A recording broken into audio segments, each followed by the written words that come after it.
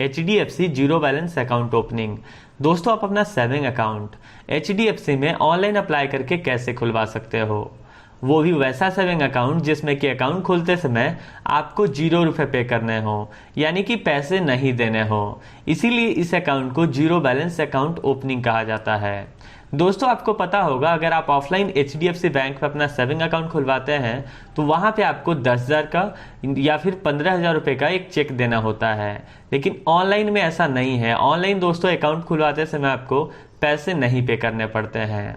तो आप इस जीरो बैलेंस अकाउंट ओपनिंग को ऑनलाइन अप्लाई कैसे कर सकते हैं, ऑनलाइन अप्लाई करने के लिए किन किन डॉक्यूमेंट्स की ज़रूरत होती है और किन किन टर्म्स एंड कंडीशंस को फॉलो करना पड़ता है, और कैसे आपको अप्लाई करने के तुरंत बाद account number, IFSC code, branch name, net banking का यूज़र ID और पासवर्ड, ये सारी चीज़ें कैसे मिल सकती है, आइए जानते हैं।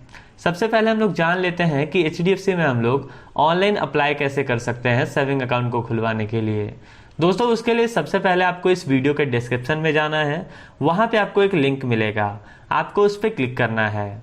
जैसे आप उस पर क्लिक कीजिएगा तो आपको HDFC बैंक के ऑफिशियल वेबसाइट के उस वेब पेज पे ले जाया जाएगा जहाँ से कि सेविंग अकाउंट के लिए आप डायरेक्ट अप्लाई कर सकते हैं। वहाँ पे दोस्तों आपको 2 कॉलम मिलेंगे, पहला मोबाइल नंबर और दूसरा कैप्चा कोड। तो मोबाइल नंबर वाले कॉलम में मोबाइल नंबर फिल कर देना है और कैप्चा कोड वाले कॉलम में दोस्तों कॉलम से पहले देखिए कुछ कोड लिखे हुए हैं, वो कोड फिल कर देना है।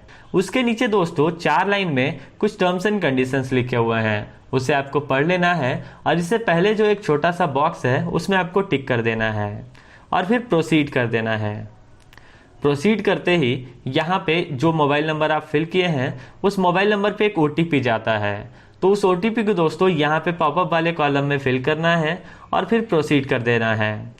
प्रोसीड करते ही यहाँ पे KYC डॉक्यूमेंट वाला पेज खुल करके आ जाएगा। इसमें दोस्तों आपको 4 ऑप्शन मिलते हैं, आधार कार्ड, पासपोर्ट, ड्राइविंग लाइसेंस और वोटर ID कार्ड। यानी कि इन चारों डॉक्यूमेंट को यूज़ करके यहाँ पे आपको अपने अकाउंट का KYC करना है। तो यहाँ पे आपके पास इन चारों डॉक्यूमेंट्स में से कोई एक डॉक्यूमेंट्स होना चाहिए। तो मैं दोस्तों यहाँ पे आधार कार्ड सेलेक्ट करता हूँ। तब दोस्तों यहाँ पे कुछ कंडीशंस खुल करके आएंगे जिन्हें कि आपको पढ़ लेना है और सबसे नीचे में आपको एग्री और डिसएग्री का 2 बटन मिलेगा।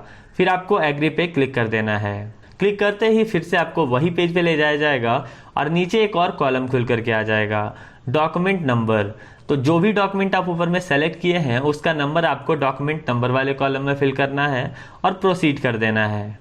तब दोस्तों यहाँ पे मैंने आधार फिल किया है यहाँ पे, इसलिए यहाँ पे आधार OTP ऑथेंटिकेशन और स्कैन आधार QR कोड का 2 ऑप्शन मिल रहा है।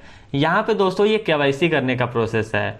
तो यहाँ पे क्या है कि ये जो दूसरा ऑप्शन है स्कैन आधार QR कोड, इसमें क्या होता है कि आपका नंबर अगर एडेड नहीं है आपके आधार कार्ड में तो यहाँ पे आप सिर्फ आधार कार्ड पे जो QR कोड होता है उस QR कोड को स्कैन करके KYC कर सकते हैं। लेकिन अगर आपके पास नंबर है तो इसमें दोस्तों ऊपर वाला ऑप्शन जो है आधार OTP ऑथेंटिकेशन, उस पर क्लिक करके आप यहाँ पे KYC कंप्लीट कर सकते हैं। तो जैसे आप उस पर क्लिक कीजिएगा तो आपको एक दूसरे पेज में ले जाया जाएगा, ऑथेंटिकेट विथ आधार। यहाँ पे दोस्तों आपका आधार नंबर भी दिखा रहा होगा और उसके नीचे रिक्वेस्ट वेरिफिकेशन कोड का एक बटन होगा, आपको उस पर क्लिक करना है।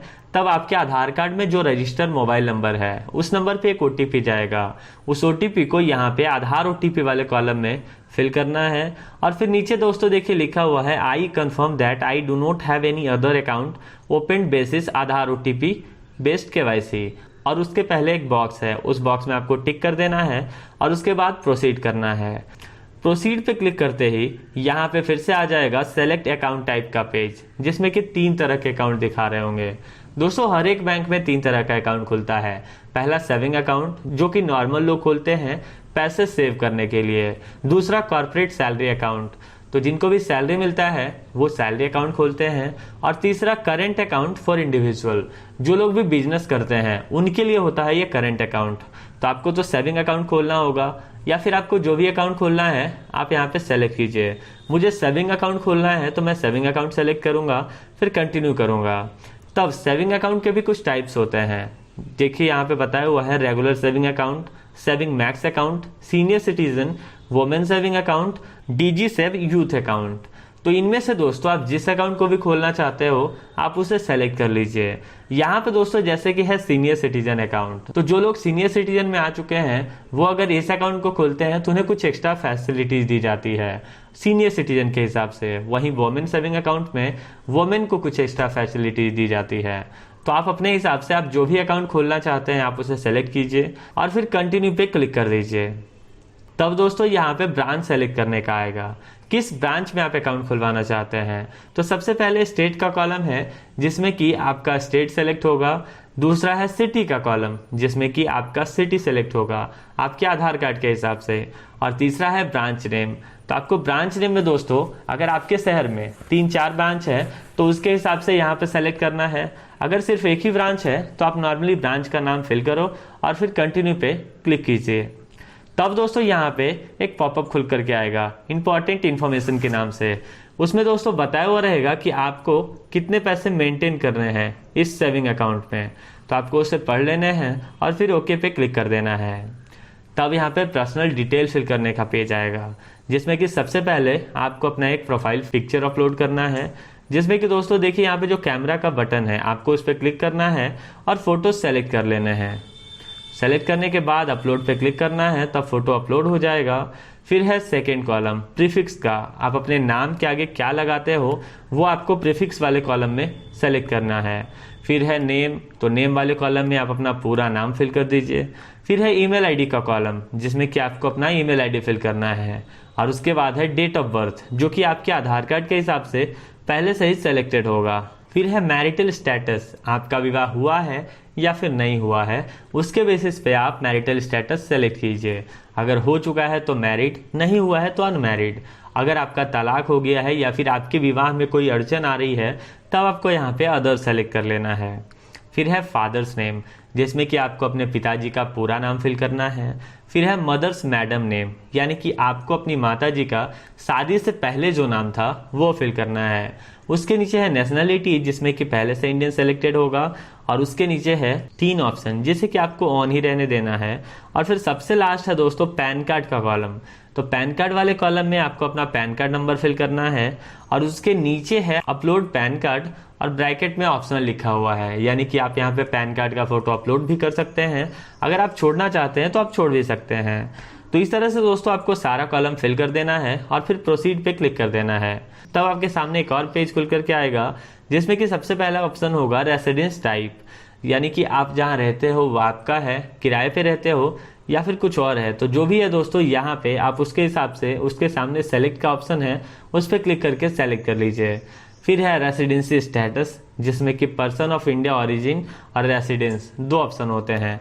तो आपको इसमें से person of Indian origin select कर लेना है। फिर है एड्रेस एज पर आधार, यानी कि आपके आधार कार्ड में जो एड्रेस है वो यहाँ पे पहले से फिल होगा। अगर यहाँ पे आप कुछ ऐड करना चाहते हैं तो आप कॉलम में क्लिक करके ऐड कर सकते हैं, या फिर अगर आप कुछ हटाना चाहते हैं तो आप हटा भी सकते हैं। उसमें सबसे नीचे है दोस्तों this address is my mailing और परमानेंट, 2 ऑप्शन है और दोनों के पहले कॉलम बना हुआ है। तो अगर आपका ये एड्रेस मेलिंग और परमानेंट दोनों है तो आपको दोनों बॉक्सेस में टिक करना है।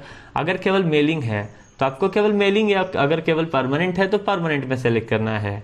जैसे आप ऐसा करोगे तो नीचे में फिर परमानेंट या फिर मेलिंग एड्रेस फिल करने का कॉलम खुल करके आ जाएगा।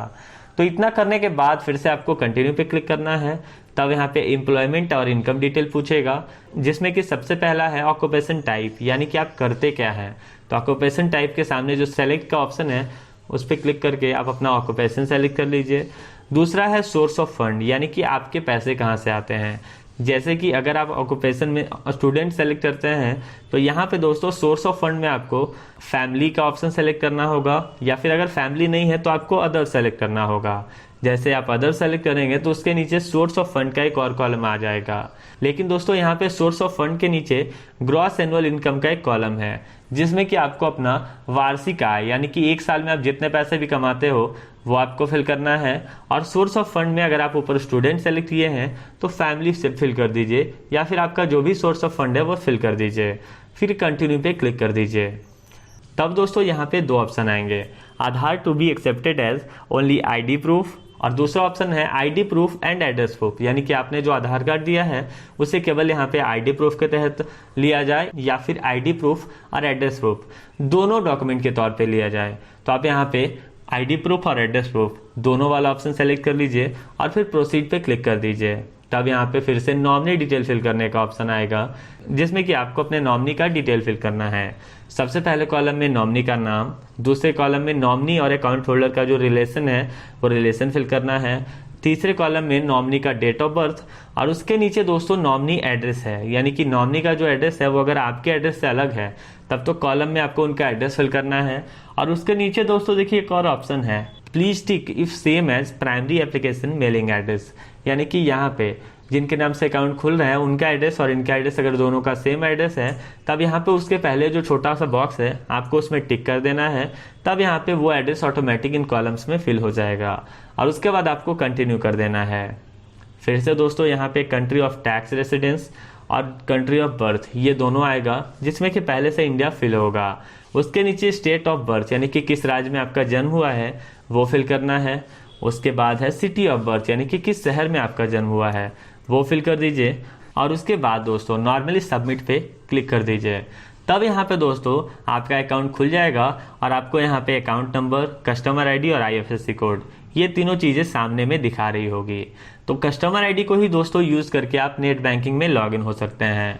उसके नीचे देखिए यहाँ पे आईएफएससी कोड के नीचे click here to login net banking पे क्लिक करना है। उस पर क्लिक करके आप नेट बैंकिंग का पासवर्ड बना लीजिए और उसके बाद आप घर बैठे इस अकाउंट को नेट बैंकिंग के थ्रू यूज कर सकते हैं। यहाँ पे दोस्तों अकाउंट नंबर मिलने के बाद 12 महीने के अंदर, यानी कि जिस दिन आपको अकाउंट नंबर मिलता है उसके बाद 1 साल के अंदर आपको कभी भी बैंक जाना होता है और वहाँ पे जिन डॉक्यूमेंट को यूज़ करके आप यहाँ पे खुलवाए हैं इस अकाउंट को वो डॉक्यूमेंट दिखाना होता है। बैंक वाले आपके डॉक्यूमेंट को वेरीफाई करेंगे और वो आपके अकाउंट का फुल केवाईसी कर देंगे, जिसके बाद कि आप इस अकाउंट को पूरी तरह से यूज़ कर पाओगे। जब आप बैंक जाओगे केवाईसी करवाने के लिए तो बैंक से आप वहाँ पे पासबुक, एटीएम कार्ड और चेक ये तीनों चीज़ें भी ले सकते हो। कुछ जगहों पे ये तीनों चीज़ें बैंक से ही आपको प्राप्त हो जाती है और कुछ जगहों पे ये चीज़ें पोस्ट ऑफिस के थ्रू आपके घर पे भेजा जाता है। तो आपके शहर में जो भी सर्विस है उसके हिसाब से आपको ये तीनों चीज़ें मिल जाएगी। और उसके बाद दोस्तों आप एचडीएफसी के सेविंग अकाउंट को अपने तरीके से यूज कर सकते हो। तो अगर आपको ये वीडियो अच्छा लगा हो, इस वीडियो से कुछ भी जानने को मिला हो तो आप इस वीडियो को लाइक कर सकते हो। और अगर आपको इस वीडियो में कुछ भी खराब लगा हो तो आप इसी वीडियो के कमेंट बॉक्स में कमेंट कीजिए ताकि हम अपने आने वाले वीडियोस में सुधार ला सकें। धन्यवाद वीडियो को पूरा देखने के लिए।